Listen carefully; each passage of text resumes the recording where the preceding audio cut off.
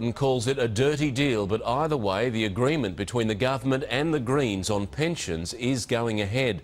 170,000 people will be better off, but twice that number won't be. And financial experts say there are several ways to get around the system and hang on to payments.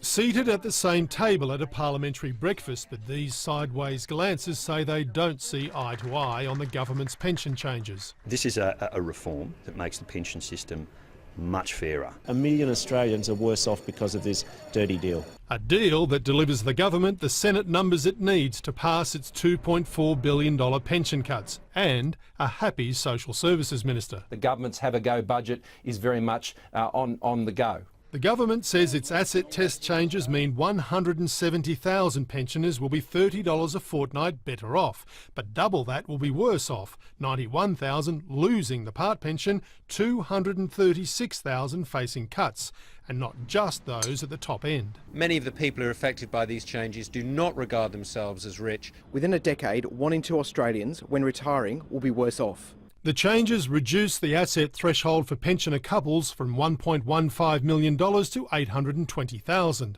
and from $775,000 to $550,000 for singles, an incentive for many retirees to rearrange their assets so they don't get hit.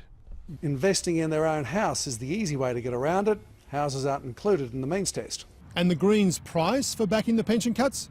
The government has agreed to consider superannuation taxes in its upcoming taxation review, but only consider them, not change them. Your superannuation savings are safe under this government.